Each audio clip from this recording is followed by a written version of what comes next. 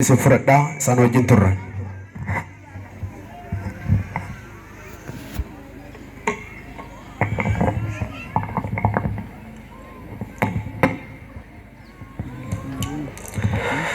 በስመ አብ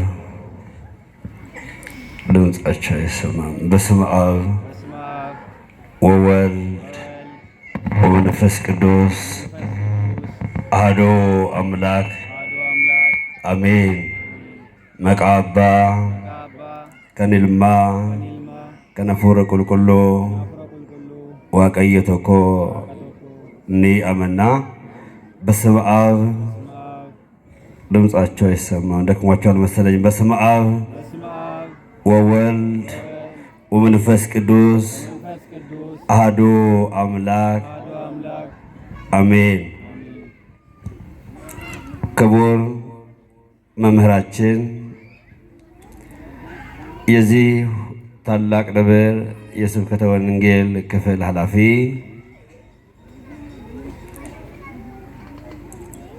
የተከበራችሁ ዘማሪያን፣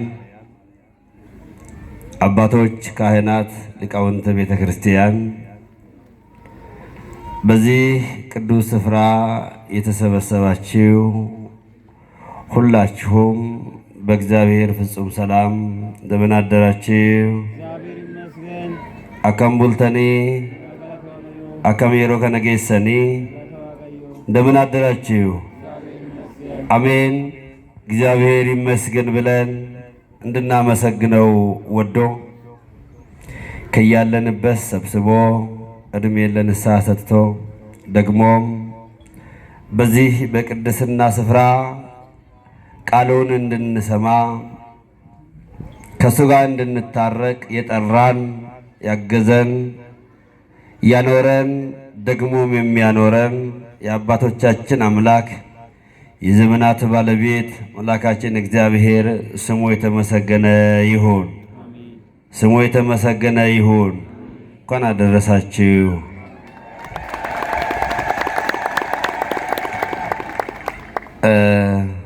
መቼም ብፁዕ ሕዝብ ዘየአምር የብቦ ምስጋናን የሚያውቅ ምስጉን ነው። ደግሞም የሚያመሰግነኝ ያከብረኛል ይላልና ከፍ አድርጋችሁ አመስግኑት እግዚአብሔር።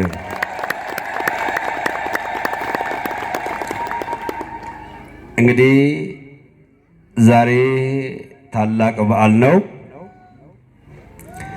በዓሉ ምን እንደሆነ ታውቁታላችሁ። ቢሆንም ግን ለአጭር ደቂቃ ስለ ዛሬ በዓል ስለተሰበሰብንበት ወንጌልም ነካ አድርገን በዝማሬ እግዚአብሔርን አምልከን ወደ ቤታችን እንሄዳለን። እስከዚያ ግን ለጥቂት ደቂቃ መቼም መጽሐፈ ምሳሌ ምዕራፍ 1 ቁጥር 29 ላይ እኔን የሚሰማኝ በእርጋታ ይቀመጣል ይላልና በእርጋታ ለመኖር እሱን መስማት ያስፈልጋልና ቃሉን እንድናዳምጥ በዚሁ መልእክቴን አስተላልፋለሁ። የትምህርታችን ርዕስ የምናደርገው መጽሐፈ ሳሙኤል ቀዳማዊ ምዕራፍ 1 ቁጥር 21 ላይ ያለውን ኃይለ ቃል በማንሳት ነው። ኢካቦድ በሉ እስኪ፣ ኢካቦድ በሉ።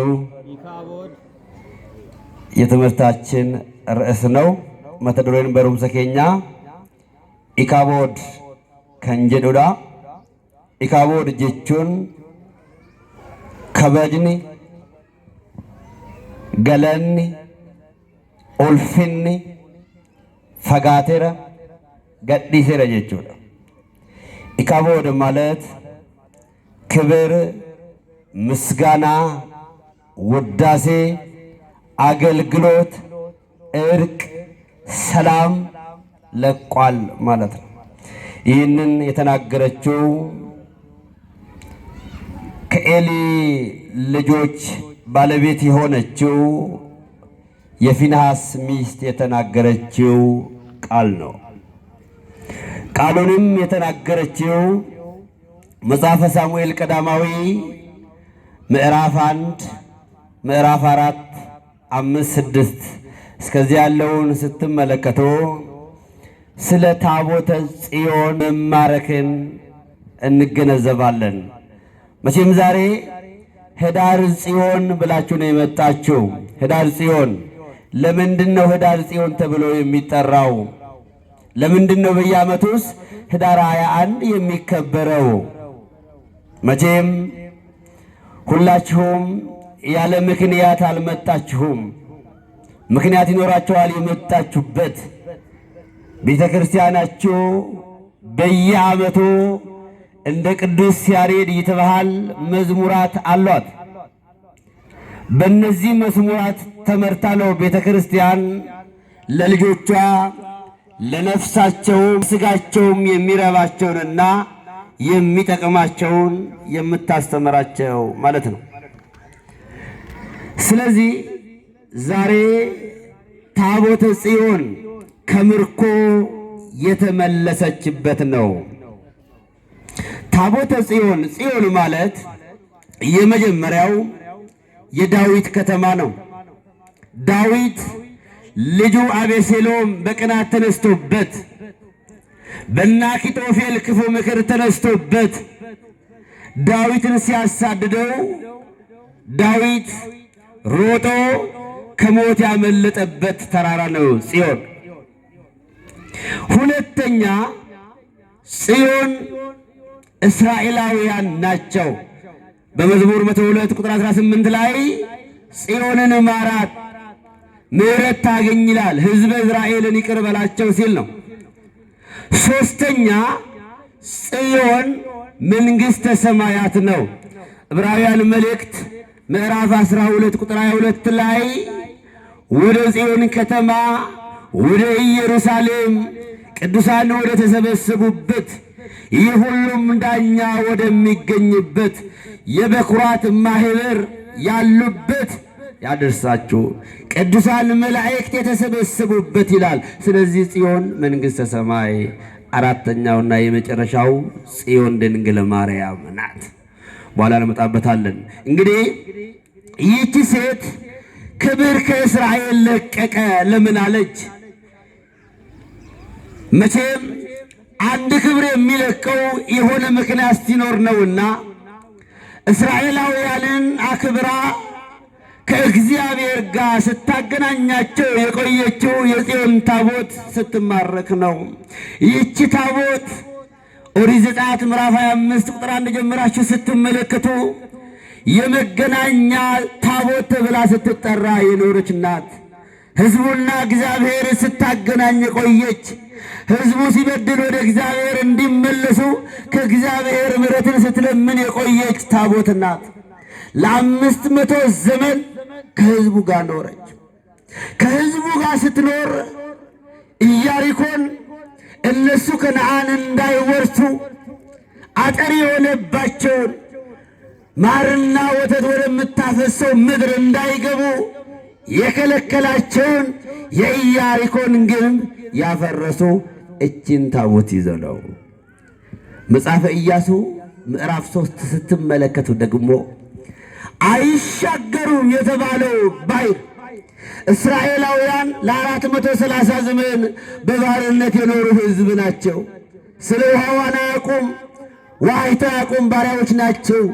ጦብ ሲጠፈጥፉ ጭቃ ሲሰሩ የኖሩ ሕዝብ ናቸው። እና እነዚህ ሕዝቦች ወደ ከነዓን እየተጓዙ በጉዞአቸው ላይ ታላላቅ ኃያላን ነገሥታት አማሌቃውያን 7ቱ ክፎች ነገሥታት ሲገጥሟቸው እችን ጽላት ይዞ ነው ድል ሲነሱ የነበረው። ስለዚህ ክብር ናት ለእስራኤላውያን፣ ክብር ናት። ታዲያ የኤሊ ልጆች አፍኒንና ፊንሐስ የተባሉትን ልጆች በደሉ። በቤተ መቅደሱ ውስጥ የማይሰራውን ሥራ ሰሩ። ቤተ መቅደስ ለአምልኮ ነው፣ ከእግዚአብሔር ጋር ለመገናኘት ነው፣ ከእግዚአብሔር ጋር ለመታረቅ ነው። በበደላችን መተን በደላችንን የምንረሳበት እግዚአብሔርን በደላችንን የሚያይበት ጽዮን ተራራ ነው ቤተ ክርስቲያን። ጽዮን ተራራ ውስተ ቈላተ ብካይ ብሔር ሀበ ሠራይኮሙ እስመ መምህረ ሕግ ይሁብ በረከተ ወያህውርም ኃይል ውስጥ ኃይል። በለቅሶ መተን በደስታ የምንመለስበት ተራራ ነው ቤተ ክርስቲያን። እያለቀስን እያነባን መተን እየሳቅን እየተደሰትን የምንመለስበት ነው ቤተ ክርስቲያን እንጂ የኤሊ ልጆች አገልጋዮች ናቸው። መጥፋት የሌለበትን ማብራት አጠፉ። በጨለማ ለራሳቸው በራሳቸው ፍላጎት ነው። የእግዚአብሔር ልጆች ጊዜያዊ ፍላጎታችን ዘላለማዊ ህልማችን ይሰዋል። ለጊዜያዊ ፍላጎታችን ብለን ዘላለማዊ ህልማችን እንሰዋለን ማለት ነው። ለሚያልፈው ፍላጎት፣ ለሚጠፋው ፍላጎት፣ አሁን ታይቶ በኋላ ለማይታይ ፍላጎት ዘላለማዊ ህልማችን መሰዋት እንደ ኤሊ ልጆች ማለት ነው። እና እግዚአብሔር ተቆጣ። ታቦተ ጽዮን ስትማረክ ለሁለት ነገር ነው። አንደኛ እነዚህ የኤሊ ልጆች አፍኒንና ፊንሐስ ቅጣት ሊያገኙ፣ ሁለተኛ ታቦተ ጽዮንን የማያውቁ ደግሞም የማያከብሩ ነበሩ። ፍልስጤማውያን፣ ኢሎፍላውያን፣ አሕዛብ የምንላቸው እነሱም እንዲማሩ። በዚህ ምክንያት ታቦተ ጽዮን ተማርካለች። ክብር የሆነች መገናኛ ድንኳን፣ የመገናኛ ድልድይ የሆነች ሕዝቡን ከእግዚአብሔር ጋር ለ500 ዘመን ያስታረቀች ለብዙ ሰው ለቤታቸው በረከት በአፍኒንና በፊንሐስ ተማረከች። እጋ ታቦን ጽዮን ጉያቲ ቦጂአምቴ ደቢተ ጀነት ከንሽን ቦጂአምቴ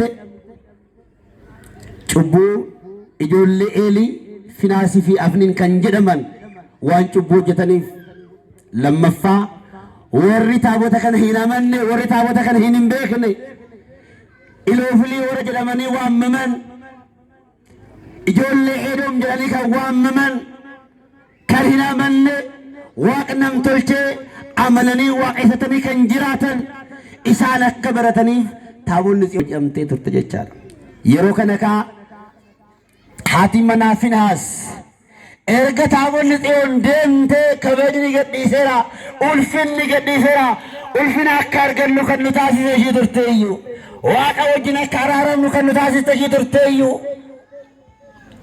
አከኑ ለፈከነአን ሂንአለ ብያሃንን ትደንገለው ብየደም ትደንገለው ሀከ ሂንአለ ከኑታሲሰ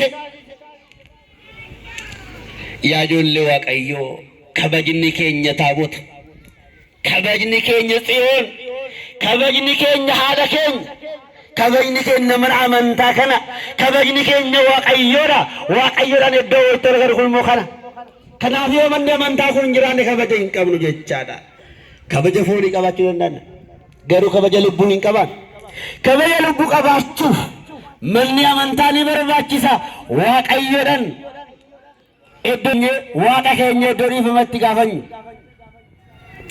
ቦዋድፍና ኮልፋ ደብና ገድለ ደፍና ገመቹ ደንደብና ውስራይ ብሔር ነምን ቦዋድፈን ጅረን ገሩ ኮልፋ ደብያን ነምን ጆለ ደበኒ ቦዋድፈን ጅረን ገሩ ጆለ አርገተኒ ገመቹ ደን ኮልፋን ገለን ጀቻዳ ኑቲስ የመን አመንታ ከነደፉነኒ ገመና ጀቻዳ ምን አመንታ እንጅርቱ ታናን ከበጅኒ ኡልፍን እንጅሩ ጀቻዳ ስለዚህ ክብር ለቀቀ አለች። ምስጋና የለም ካሁን በኋላ ተከብረን ለወርለ በጽዮን ታቦት ነው። እሷ ከተማረከችማ ምን ክብር አለ? ሌሎች ሌላ ስም ቀይር ያሏት ለልጇ እኮ ነው ኢካቦድ ብላ የጠራችው። አይ ክብር የለም። የእስራኤል ታቦት ሄዶ እስራኤላውያንን ነፃ ያወጣ ታቦት ሄዶ ክብር የለም ኢካቦድ ነው አለች። ኢካቦድ ክብር የለም። ታቦቱ የለም፣ ክብር የለም። ታቦቱ የለም፣ ምስጋና የለም። ታቦቱ የለም፣ እርቅ የለም። ታቦቱ የለም፣ ከአባታችን ከእግዚአብሔር ጋር የምንገናኝበት የለም። ከሱ ጋር ካልተገናኘን ክብር የለንም። ስለዚህ ኢካቦድ ነው ስሙ አለች። ተንበርክካ የወለደችው ልጇን ኢካቦድ፣ በምጥ የወለደችው ልጇን ኢካቦድ። ልጅ ስለመውለድ መቼ አሰበች እሷ? ስለ ታቦተ ጽዮን መማረክ ለ500 ዘመን ከነሱ ጋር የኖረችዋ የጽዮን ታቦት እሱ ምክንያት እሷም ትዳር ያገኘች ታቦት ተማርኮ ምን ክብር አለ? ኢካቦር ነው ስሟ አለች። አባቱ ሞቷል፣ ክብር የለም። አያቱ ሞቷል፣ ካህኑ ኤሊ ሞቷል፣ ክብር የለም፣ ክብር የለም። ኢካቦር ነው አለች። ይህቺ ታቦት ለወራት ወደ ፍልስጤም ተማርካ በዳጎን አዳብለው ወይንም ደግሞ ዳጎንን ከላይ አድርጎ አኖሩ። ታቦተ ጽዮን ይህችን ከእግዚአብሔር ጋር ስታገናኛቸው የቆየችዋን ታቦት ፍልስጤማውያን ማርኮ ከዳጎን ጋር ኖሩ እና እነዚህ ፍልስጤማውያን የሚያመልኩት ዳጎንን ነው፣ ታቦትን አይደለም የሚያውቁት። እጅ ያለው እግር ያለው አፍንጫ ያለው ግን የማያሸት፣ ዓይን ያለው ግን የማያይ፣ ጆሮ ያለው ግን የማይሰማ ዳጎን የሚባል ጣዖት አኖረዋል እና በማግስቱ ሲመለሱ ታቦተ ጽዮን ከላይ ሆና ዳጎን ከታች።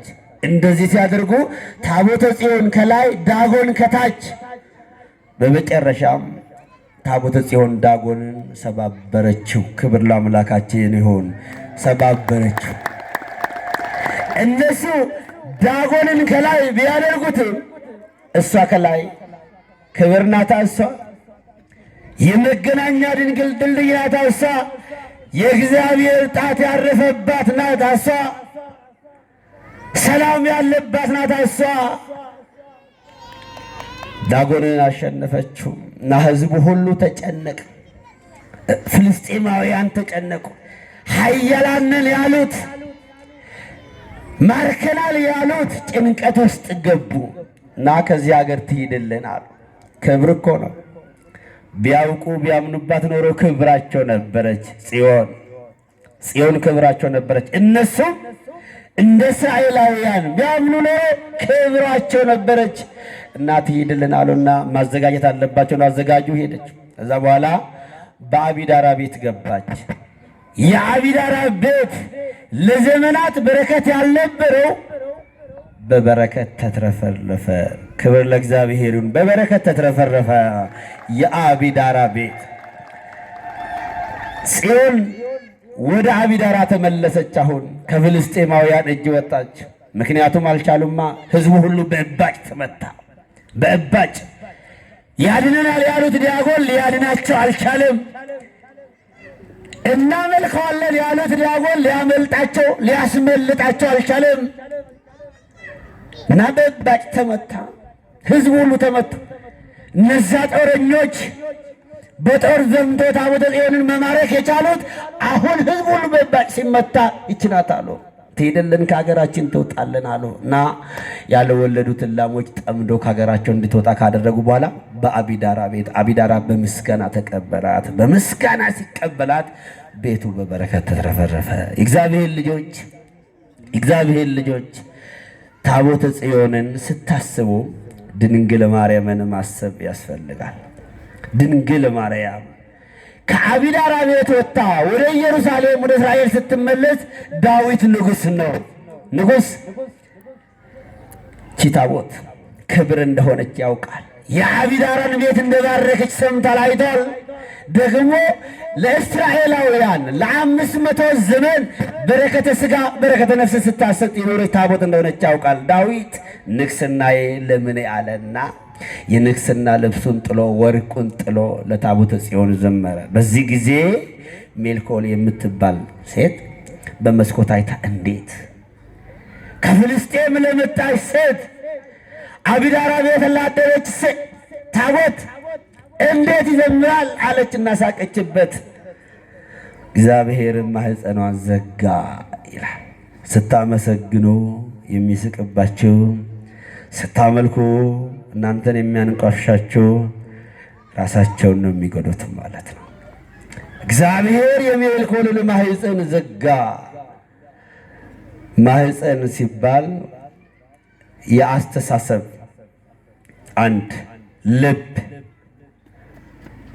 ልብ ለመዝጋት አስተሳሰብ አእምሮ መዘጋት ይሆነ ከዚህ በኋላ ነው እንግዲህ ዳዊት እኔ ለጽዮን አለ።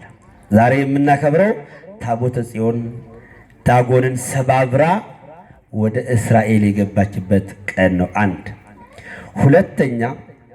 ሁለተኛ በሀገራችን በኢትዮጵያ በ330 ዘመን አብርሃና አጽብሃ የሚባሉ ነገስታት ታቦተ ጽዮንን በአክሱም ላይ ያኖሩበት ቀን ነው። ለዚህ እናከብራለን ህዳር 21።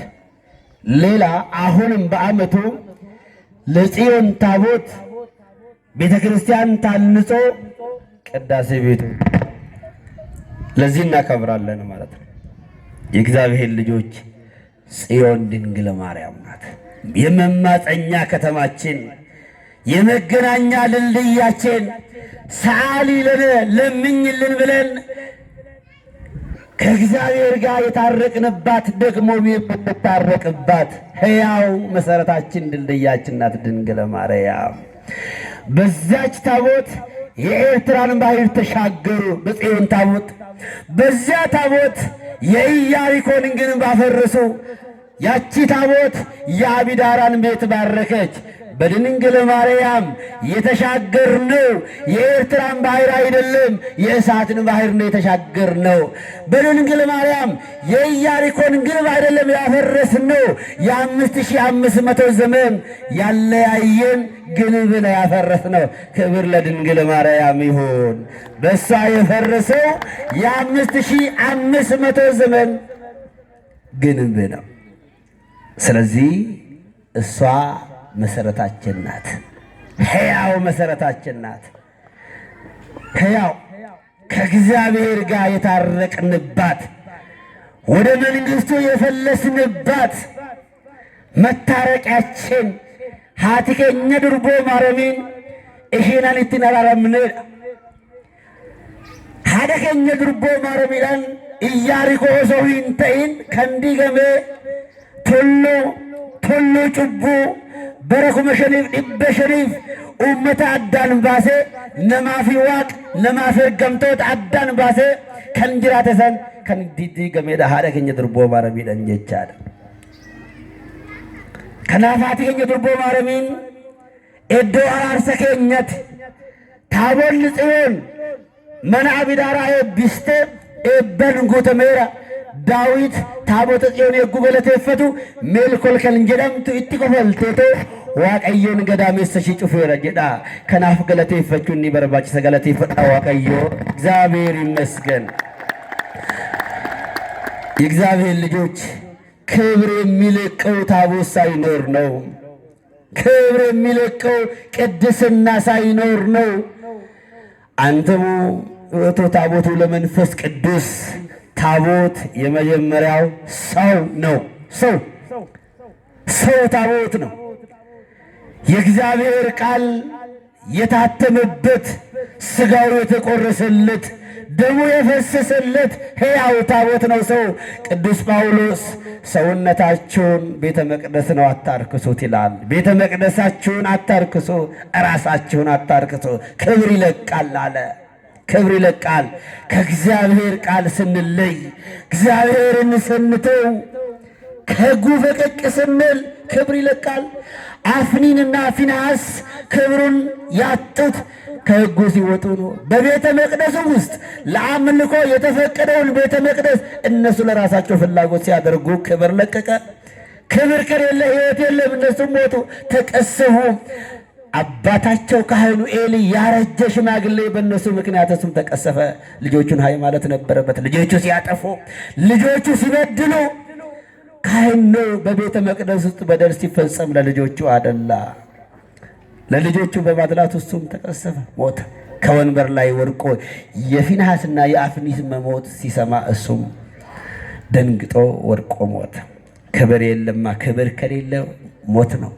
ስለዚህ የኛ ክብር ጽዮን ናት። የኛ ክብር እግዚአብሔር ነው። እግዚአብሔር ክብራችሁ ነው ይላል ዮሐንስ አፈወርቅ። ክብራችን እሱ ነው ማለት ነው። ስለዚህ ኢካቦድ ክብር ለቀቀ። ክብራችን የሚለቀው ከሕጉ ፈቀቅ ስንል፣ ቃሉን ስንተው፣ ሥጋውን ሳንቀበል፣ ደሙን ሳንጠጣ፣ የፈሰሰው ደም በቀራንዮ መስቀል ላይ የፈሰሰው ደም እሱን ያለ ማሰብ፣ እሱን ያለ መቀበል፣ እሱን ያለ ማመን ከባድ ነው። እግዚአብሔር ልጆች ክብር ይለቃል። መቼም ለፍሰን ስንመጣ የተለያየ ቢሮዝን ስራ ክብር ያለን እንዳይመል ክብራችን እግዚአብሔር ነው። እግዚአብሔር ከሌለ ክብር የለም። ሕጉ ከሌለ ክብር የለም። ታቦቱ ከሌለ ክብር የለም። ሥጋው ወደሙ ከሌለ ክብር የለም። ካህናቱ ከሌሉ ክብር የለም። ቅዳሴው ከሌለ ክብር የለም። ሰዓታቱ ከሌለ፣ ማኅሌቱ ከሌለ ክብር የለም። ወንጌል ከሌለ ክብር የለም። ክብር የለም። ክብር ከሌለ ሰላም የለም። ክብር ከሌለ ረፍት የለም። ክብር ከሌለ እንቅልፍ የለም። ክብር ከሌለ መተኛት የለም። መተኛትና እንቅልፍ ይለያያል። ስማነ ሰክብ እስመ አንተ እግዚኦ በተስፋ ባሕቲትከ አይደርከኒ፣ በሰላም እተኛለሁ በሰላም እነሳለሁ ይላል፣ በአንተ ክብር ይላል። ስለዚህ ነቢይ እግዚአብሔር ዳዊት ክብርን ሳይ ጠግባለሁ ወጸግብ በርእየ ስብሐቲከ፣ ክብርን ሳይ ጠግባለሁ አለ። ስለዚህ እግዚአብሔር ክብር የሚያጠግብ ክብር ነው። የሚያጠግብ ክብር ነው። ዛሬ የተነበበው ወንጌል የማቴዎስ ወንጌል ምዕራፍ 8 ቁጥር 23 ላይ ጌታ ኢየሱስ ክርስቶስ ደቀ መዛሙርቱን ይዟቸው ወደ ጌርጌሴኖን ሲሻገር ነው የምንመለከተው። ወደ ጌርጌሴኖን ጌርጌሴናውያንና እነዚህ ፍልስጤማውያን እንዴት አንድ እንደሆኑ ነው የምናየው። ጌርጌሴናውያን ለብዙ ዘመን እንቅልፍ የነሳቸው ሌጌዮን የሚባል በሁለት ሰዎች ላይ አንድም በአንድ ሰው ላይ አድሮ ሰዎች እንዳይተኙ እንቅልፍ የከለከላቸው እንቅልፍ የነሳቸው የሚጮህ ሌሊት በመቃብር ላይ የጮኸ ቀን ደግሞ መንገድ የሚዘጋ መንገድ ዘጊ መንፈስ ጌታ ኢየሱስ ክርስቶስ ያንን መንፈስ ሊያስወግድ ወደ ጌርጌሴኖን ሲሻገር ነው የምንመለከተው ማለት ነው። የመዝሙሩ ወንጌል ነው እና ጌታ ኢየሱስ ክርስቶስ ደቀ መዛሙርቱን ይዟቸው ነው የሚሄደው። ባህር ላይ ነው የሚሄደው። ባህር ላይ ሲሄድ ደቀ መዛሙርቱ ያላመኑት ነገር ነበርና በማዕከል ላይ ማዕበል ተነሳ። ማዕበል መርከበኛ ያቅማ ማዕበል ሲነሳ አንድ መርከበኛ ቢያንስ 1 2 3 4 ነገር ላይ ያውቅ። ማዕበል ይመጣል። ማዕበሉ ግን ምን ጊዜ እንደሚመጣ ያውቅ። ሁለተኛ በየት አቅጣጫ እንደሚመጣ ያውቅ። ሶስተኛ የመጣው ማዕበል ለምን ያህል ጊዜ እንደሚቆይ አያውቅም። አራተኛ በማን እንደሚመጣ ያውቅ። ግን መርከበኛው ወይም የመርከቡ መሪ አንድ ነገር ብቻ ያውቃል። ማዕበሉ ቢነሳም ማዕበሉን ጸጥ የሚያደርግ ጌታ እንዳለ ያውቃል። እና ወደ ጌርጌሴኖን ሊሻገሩ ሲሉ ደቀ መዛሙርቱ ማዕበል ሲነሳም ስንጠፋ አይገድህምን አቤቱ አድነን አሉ። ዛሬ ሁላችንም የሚያናውጥ ማዕበል ላይ ነን። የሚያናውጥ ማዕበል ፈተና ላይ ነን። ዛሬ ፈተና ከየት እንደመጣ አናውቅም። ማን እንዳመጣ አናውቅም። የመጣው ፈተና ለምን ያህል ጊዜ እንደሚቆይ አናውቅም። ግን ፈተና ውስጥ ነን። ግን ማዕበል ውስጥ ነን። ያናወጠን ንፋስ፣ የከፋፈለን ንፋስ፣ እንዳንገዳደል እንድንገዳደል መንገድ የከፈተልን ንፋስ አለ። ይህ ንፋስ ማን እንዳመጣው ለምን ያህል ጊዜ እንደሚቆይ ባናውቅም የተነሳው ጌታ ማዕበሉ ጸጥ እንደሚያደርግ እናውቃለን። ጌታ ይችላል ጌታ ሁሉንም። እና በዚህ ጊዜ እሱ ተኝቶ ነበርና እመኑ አለ። መጀመሪያ እመኑ፣ እምነት የጎደላችሁ እናንተ አለ።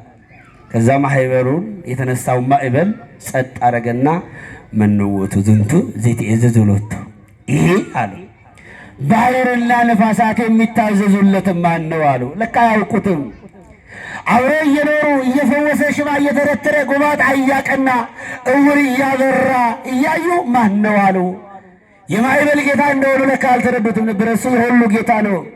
ማዕበሉንም ጸጥ ማድረግ የሚችል ጌታ ነው። እሱ ማን ነው አሉ። እሱ እኮ ማዕበሉን ጸጥ የሚያደርግ ጌታ ነው። ስንጠራው የተኛ ቢመስለንም የሚደርስልን ጌታ ነው እሱ። እና ማን ነው አሉ።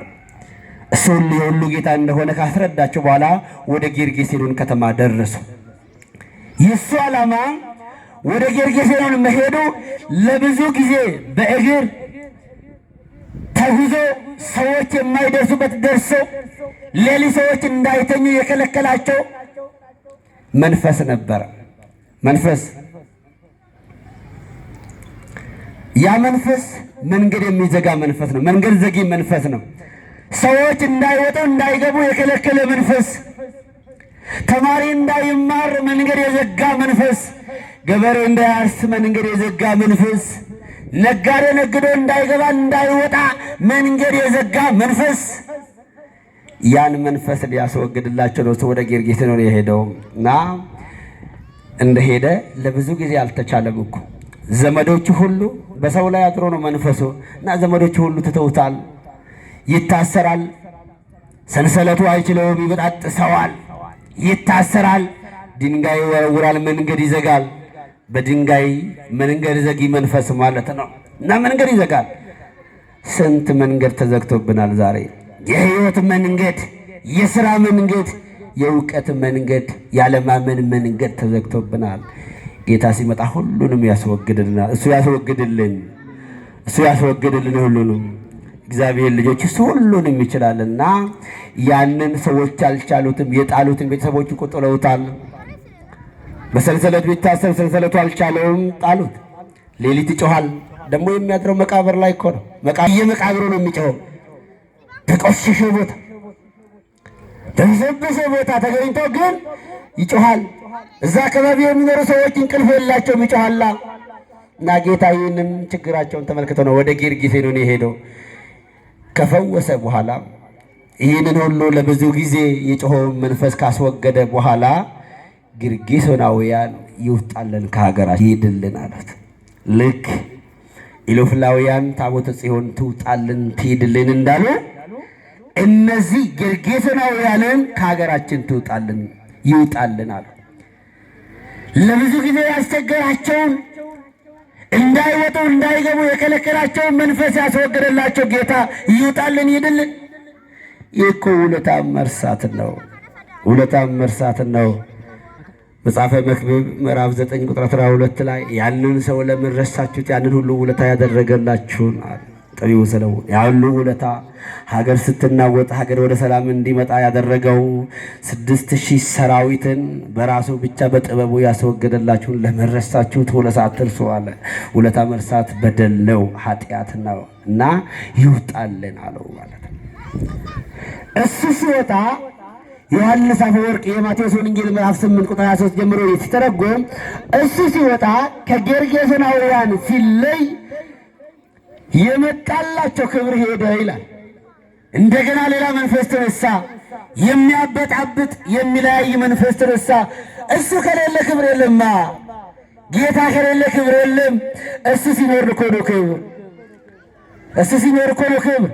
ስለዚህ ከጌርጌሶናውያን ክብር ለቀቀና መበጣበጥ ውስጥ ገቡ። ሌላ መንፈስ፣ አሳማ የሚያስበላ መንፈስ፣ የተጣለውን የተጠላውን የተናቀውን የሚያስበላ መንፈስ ተነሳ። ጌርጌሶናውያን ይውጣልን ብለዋል፣ ሂድልን ብለዋል። እኛም ዛሬ እንደው በአፋችን ባንልን በስራችን ጌታን ሂድልን እያልን እኮ ነው። ዘን ስንቆጥር እኮ ሂድልን እያልን እኮ ነው። በቋንቋ ስንለያይ ሂድልን እያልን ነው። ሳናምንበት ስጋውን ቆርሶ ደሙን አፍስሶ አድኖናል ብለን ሳናምንበት ስንቀር እኮ ሂድልን እያልን ነው። ስለዚህ ክብራችንን እያጣን ነው ማለት ነው። ልጅነታችንን እያጣን ነው ማለት ነው። ልጅነት ክብር ነው። በልጅነት መንፈስ መኖር ክብር ነው። ልጅ የምንሆነው ደግሞ በሱ ስናምን ነው። በሱ ያመኑት ይላል ልጆቹ የሆኑ ዘንድ ስልጣንን ሰጣቸው ይላል። በሱ ማመን ልጅነት ነው። ልጅነት ክብር ነው። ኢሰተመኑን ኢጆሉማን ኢጆሉማን ከበዳ እንጅራችሁ ሞቱማ ሳዳሉዳ ኤልሚ ቀበኛ ባሳኒ አላዋንቴፍ ቀበኛ ባ ዳሉፍ ኢጆሉማን ኒበርባችሰ ጀቻለ ከናፍ ኢጆሌ አከታኑ ጎፍተን ኬኛ ኢየሱስ ክርስቶስ ወሪ ጌርጌሶኖን ኩን አከ ኑራዴ ጀለኒ ከበደ አከለበን ኑቲስ ኑራዴ መከሂንጂኔ አፋን ኬኛን አረበ ኬኛን ኑራዴ ምጀቹ ባሉስ ሆጂን ኬኛ ጎቺ ኬኝ ያን ኬኝ ኢሰ ከኑራ ፈጌሱ ዮ ኢሰቲ ነመን እምትሉ ቀራኒ ወረትን አፈንፈመራ ኢገሳ ለላሴ ነፈይሴራ ኢቅኒሳ ኩን በረበራው ነፈይሴራ ጀነ ይፈትና ማን ኩኒ ከናም ብራት ከበጀ ደምነ ለጀቻ ለእግዚአብሔር ልጆች ሁላችሁም ልጆች ናቸው። አሁን እዚህ ውስጥ ባሪያ የለም። ቅዳሴ አትናቴዎስ ቁጥር 50 ጀምራችሁ ስትመለከቱ አትናቴዎስ ነጭ ልብስ የለበሱትን ጳጳሳትን፣ ቀሳውስትን፣ ዲያቆናትን፣ መነኮሳትን ያደንቃል። ከዛ በኋላ ምን አለ? ወእሎም እንቱ እንዘ ከማነ ለባስያነ ሥጋ አለ። እነዚህ እኮ እንደኛ ሥጋ ለባሾች ናቸው አለ እና 3 ልደታት ወበነ 3 ልደታት 3 ልደታትን ተወለዱ አለ። 3 ልደታት የተወለዱ አለ አትናቴዎስ በቅዳሴው ልጆች ይሆናሉ አለ። የመጀመሪያ ልደት መቼም እኛ የምናስተውለት ሄደን ወደ ዘር፣ ወደ ቋንቋ፣ ወደ መንደር፣ ወደ ሀገር፣ ወደ ሰፈር ስለሆነ የመጀመሪያው ልደት መጠመቅ ነው አለ። መጠመቅ ሲባል እንደው በየዓመቱ ጥምቀት ሲመጣ ሄደን የምንረጨው ውሃ አይደለም። ቅዱስ ጴጥሮስ ከማይጠፋ ዘር ተወልዳችኋል ይላል። ከማይጠፋ ዘር ከሕያው ቃል ከእግዚአብሔር ቃል ነው ልደት። እሱ ነው የመጀመሪያ ልደት። ሁለተኛ ልደት ንስሐ ዘይወፅም ውስጥ ከውስጥ የወጣ ንስሐ ልደት ነው ይላል። ልደት ሶስተኛው ልደት ይላል ሥጋ ወደሙ ሰይጣን የሸሸገውን መንፈስ ቅዱስ ያውቀውን በሥጋ ወደሙ ስንታተም ልጆች እንሆናለን ማለት ነው። ስለዚህ ልጅነት የምናገኘው በዚህ መልኩ ነው። መጠመቅ፣ ንስሐ መግባት፣ በሥጋ ወደሙ መታተም ማለት ነው። ስለዚህ ይሄ ነው ልጅነት። ከሆነ ቦታ ከሆነ ብሔር ስለተወለድን የምናገኘው ልጅነት አይደለም፣ የእግዚአብሔር ልጅነት።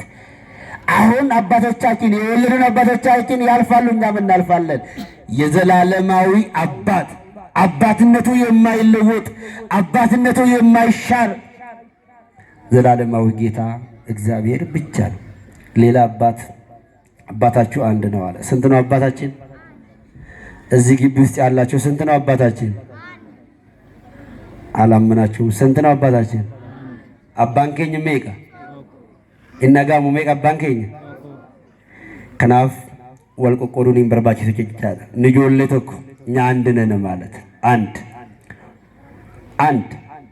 በቀዳሚ ገብረ እግዚአብሔር ሰማይ ወምድረ ወምድር ለኒ ሀለወ ተራቃ ወይታስተሪ በመጀመሪያ ሰማይና ምድርን ፈጠረ የሚለውን ዮሐንስ አፈወርቅ ሲተረጉም ይህ የተፈጠረው ሰማይና ምድር የአንድ አባት ልጆች ናቸው ይላል። ስለዚህ ሀገራችን በሰማይ ነው። እዚያ የሚኖር ሀገር የለንም። ብይከኝ ሰሚር ዋንተፍ አሲሚት ኑዋሲት ከስሞታ ሁንዲ ኬኛ ከስሞታ ነምኒ ሀረመነ ኪሬሱ ቦሮ እኒስ እንደማ ዋንተፍ ይቻል ከልከረ ፈተስ ቡርጋን በራት ይቻል ከናፍ ሁንዲ ኬኛ ከስሞታ እርገታለ ሀለ ከሱማን ትንጅራችሁ ሀለ ከሱማን ትንጅራችሁ ከሱማን ከበጃን ከሱማን ኡፍና እንጅራት kan eebbistanii kan kabajdan kan waaqeffatanii innis waaqa tokko gooftaa Yesuus Kiristoos qof kan waaqeffamu kan biraa hin waaqeffamu. Lafarrattis samiirrattis kan waaqeffamu isa qof kan biraa hin jiru. በሰማይም በምድርም ስግደትም አምልኮም የሚገባው ለእግዚአብሔር፣ አምልኮ ለእግዚአብሔር፣ ምስጋና ለእግዚአብሔር። ስለዚህ እሱ ስናመሰግን ክብር አለን ማለት ነው። ክብር። ስለዚህ ክብራችን እንዳይለቅ ክብራችን እንዳይሄድ ራሳችንን ማወቅ ያስፈልጋል። ብዙ ጊዜ ያለንበት ለተመረጥንበት ዓላማ ሳንቆም ስንቀር ነው፣ ለጊዜያችን ስንል ነው። ልክ እንደ ጌዴዎን ማለት ነው። ጌዴዎን ለጊዜያዊ ፍላጎት ብሎ ነው ዘላለማዊ ህልሙን የሰዋው። ሶምሶንም እንደዚህ በኤሽታኦል ሸለቆ በደሊላ ፍቅር ለሀገር ንጉሥ ትሆናለህ ተብሎ የተወለደው በምስራት የተወለደው ሰው በኤሽታኦል ሸለቆ ተልከስክሶ ቀረ ሶምሶን። ስለዚህ ለጊዜያዊ ፍላጎት ብለን ዘላለማዊ ህልማችንን አንሰዋ። ጊዜያዊ ፍላጎት ይፈትናል፣ ግን ዘላለማዊ ህልማችንን ደግሞ ማየት ያስፈልጋል። ተማሪ ነገ ሌላ ዓላማ አለው። የዛሬ ፍላጎቱ ግን ሌላ ሊሆን ይችላል። ዛሬ ፍላጎቱ መተኛት ነው። ዛሬ ፍላጎት ግን ዘላለማዊ ህልማችሁን ጠብቁ። አባቶቻችን ዘላለማዊ ህልማችሁን ጠብቁ። ዘላለማዊ ህይወታችሁን ለጊዜያዊ ፍላጎታችሁ ብላችሁ አትጡ። እሱን የሚያሻግረን እሱን የሚሻለን ዘላለማዊ ህልማችን ክርስቶስ ነው። ዘላለማዊ ህይወታችን ክርስቶስ ነው። ለሚያልፈው ህይወት ብለን የማያልፈውን ህይወት አንጣ። ክብራችን አንተው ከንደርቡ ጀኔ ከንደርቢኔ ኢላሉ ሶምሶን ፈዲ የሮቲፍ ጀኤቶ ጅሩ በረበራ ደቤር አብጁ በረበራ ደቤር እኒ ብያ አከሙልቹፍ ደለተዩ ሆልቀ ኤሽታኦል ኬሰት ገሩ እኒ ደሊላ ዱበርቲ ጀደምቱን ጃለለሺትን ኩፌ ካዮሳ ደቤር ኢማምተሳ ደቤር ኢላልቸሳ ደቤር ፈዲ የሮቲፍ ጀደ አብጁ በረበራ ደቤር ከንብያ ፍደለት መንደረ ኬሰት ተፌር ከንብያ ፍደለት አረዳ ኬሰት ተፌር ሆሊቀ ኬሰት ተፌር ማሊ ፈዲ የሮሰን ዋይን እንጂ ፈነፍ ጀቻል ፈዲ የሮ እንጂ ፈቹን አብጁ በረበራ ጠርገነ ጀቻል አፍኒኒ ፊትና ሐሲፍ ፈዲ የሮቲፍ እንጂ ፈተባኒት ጅሩ ሳሪ ደበን ንስ ጅሩ ከኛ ከናምኔ ዋቀዮን ከኛ ነዋኤኩ ደክሟቸዋል መሰለኝ ደክሟቸዋል ጨርሰናል። እንግዲህ ዳዊት ቅረቡ ሀቢሁ ወያበርህ ለክሙ ዝንቱ ነዳይ ጸርሃ ወእግዚአብሔር ሰምዖ ወደ እግዚአብሔር ቅረቡ ያበራላችኋል ይላል። ወዴት ቅረቡ? እናቶች ደክሟቸዋል መሰለኝ። ወዴት ቅረቡ? እሱ ያበራላችኋል። እሱ ምን ያደርግላችኋል? ምን ያደርግላችኋል? ጨለማ ውስጥ ካላችሁ እሱ ያበራላችኋል። ስለዚህ ወደ እሱ ቅረቡ። ወደ እሱ እንድንቀርብ አምላካችን ይፍቀድልን። እንግዲህ ወደ እሱ ለመቅረብ የወንጌል አገልግሎት ያስፈልገናል። ትምህርታችንን እዚህ ላይ ጨርሰናል። ቅድም መምህራችን ሲናገሩ እንደሰማችሁ ለቤተ ክርስቲያን ወንጌል መሰረት ነው። እግዚአብሔር ብርሃንነቱን የምናይበት ዘላለማዊ ጌትነቱን የምናይበት ስለሆነ ሁላችሁም ለወንጌል አገልግሎት የሚያስፈልገውን ፌቤን በወንጌል አገልግሎት አግዛኛለችና ምስጋና ይገባታል ይላል ቅዱስ ጳውሎስ። ስለዚህ ለወንጌል አገልግሎት የምታግዙ በእውነት አስራት በኩራት ያለ መክፈል በብሉይ ኪዳንም በአዲስ ኪዳንም ያስቀጣል። በመንግስትም ግብር ያለ መክፈል እንደሚያስቀጣ ሁሉ ለነፍሳችንም ደግሞ አስራት በኩራት ያለ መክፈል ያስቀጣል። አስራት በኩራታችሁን መቼም ሰንበት ነው፣ እሁድ ነው። አባቶቼ ይሰማቸዋል። ሰንበት ነው፣ እሁድ ነው። ወደ እግዚአብሔር ለመቅረብ እነዚያ ኢሎፍላውያንን እንኳን ታቦተ ጽዮን ብቻዋን መሄድ የለባትም ብሎ ወርቃቸውን ብራቸውን አሰርቶ ነው በጥጃ ላይ አንጠልጥሎ የሸኙ ማለት ነው። ስለዚህ እኛም ታቦተ ጽዮን ብቻዋን መቀመጥ የለባትምና ክብራችንን ወርቃችንን ለሷ መስጠት። እሷ ክብራችን ናታ፣ እሷ ህልማችን ናታ። ስለዚህ ወደ እግዚአብሔር ቅረቡ። እስኪ ምናልባት የወንጌል አገልግሎት ቅድም መምህራችን ብለዋል። እኔም ብዙም በዚህ ጉዳይ የመጠየቅ እንደው ልምዱም የለኝም ነው። ስለ ወንጌል ቅዱስ ጳውሎስ ስለ ወንጌል ብዙ እሆናለሁ ይላልና ለወንጌል አገልግሎት አግዙ። ወንጌል ሕይወት ስለሆነ፣ ወንጌል እረፍት ስለሆነ፣ ወንጌል መድኃኒት ስለሆነ ለመድኃኒት ደግሞ የሚከፈለው ዋጋ ስለምታውቁ ማለት ነው። ከአባቶች እዚህ ጋር መታችሁ አስራት በኩራታችሁን ትጥላላችሁ። ከእናቶችም እንደዚሁ አስራት በኩራታችሁን እየመጣችሁ ትሰጣላችሁ። ክብራችሁን ጽዮን ትመልስላችሁ። ክብር ያጣችሁ እግዚአብሔር ክብር ይሆናችሁ። መቼም እስኪ ደክሟችኋል። በዛ ወደ ዝማሬ ስለምንገባ ተነሱ። እስኪ አባቶችም ተነሱ፣ እስቲ እናቶች ተነሱ። እስቲ በዛ ወደ ዝማሬ ስለምንገባ በአንድነት እንዘምራለን። ተነሱ እስቲ።